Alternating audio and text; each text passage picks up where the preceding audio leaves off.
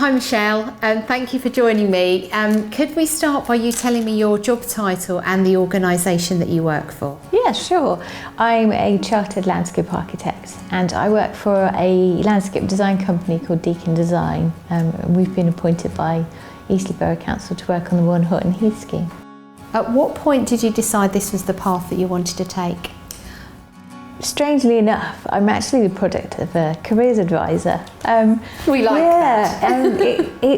I was sort of in a bit of a quandary when I was doing my A-levels. Do I do art, foundation, or do I go off and do a geography degree? And I'd gone for interviews for both. I went along to the careers advisor hoping that they might kind of sway me towards one or the other. And instead she said, what about becoming a landscape architect? I'd never heard of it, read up about it, and that was it. I was hooked, and I've never looked back.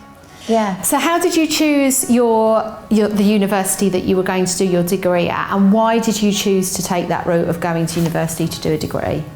I contacted the Landscape Institute. They're our professional body and they were really helpful at the time. We do have a list of accredited courses. Me personally, I went along to about 3 universities, and when I went to University of Gloucester, it just struck a chord with me and it just clicked.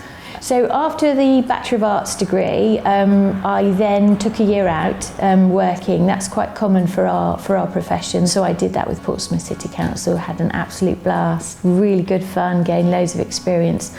And then rather than going back to do my postgraduate diploma at Cheltenham, I took a change and I went to the University of Central England.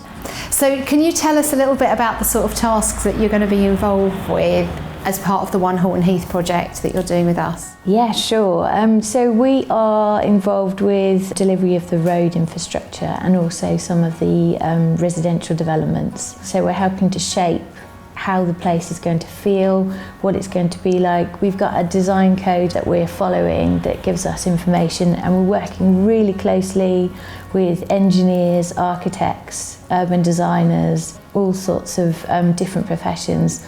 And it just makes it so interesting that we're all collaborating towards this common goal. Working together, that's quite a skill, isn't it? Definitely, but it's something that you develop over time, you gain with experience, and it's almost part of the fun that it makes the experience, it makes the outcome much richer for working alongside other people.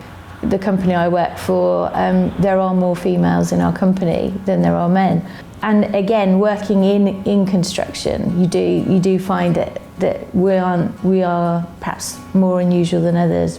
When we sort of look ahead to the future, how do you see your role developing? You know, what's going to be different about it in the next 5 to 10 years? The demand for it we're seeing is increasing massively, and we need more landscape architects. I think the impact of climate change and the role that we can do in helping people to adapt, helping communities to adapt, I think we've got a really pivotal role in that. The value that everyone places now on green space, on being outdoors, that I think everyone has sort of realised just how important that is to them. So it's exciting, it's an exciting time.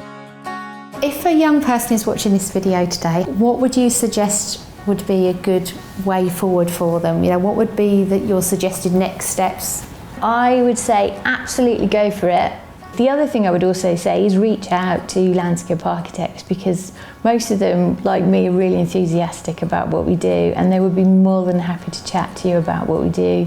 If you go to the Landscape Institute website as well, there's a whole list of registered practices, and I guarantee 9 times out of 10 you reach out to them and they would be only too happy to speak to you about it, maybe even to give you some work experience. And even if you didn't choose to do landscape architecture, you chose to do something slightly different, maybe engineering, it's being able to understand where we live, getting a greater understanding of the environment, but it's building contacts. You may find that those people you'll come back to and you'll come across them in your working life. What curriculum subjects would they be learning in school that actually directly link to your job role now? What is it that you look back and think, thank goodness I did that as an option, or I need that every day in what I do? Art is usually a strong one, design communication or design technology type subjects, if you're going to sort of focus and specialise in design. But the career of a chartered landscape architect is pretty broad, so you do get some people that focus solely on more report writing and research. So from that point of view, I would say it's probably more geography and perhaps science, maybe some biology as well. Michelle, thank you so much for spending time with me today. It's fascinating to find out more about your job role. Thank you. I really enjoyed it, thank you.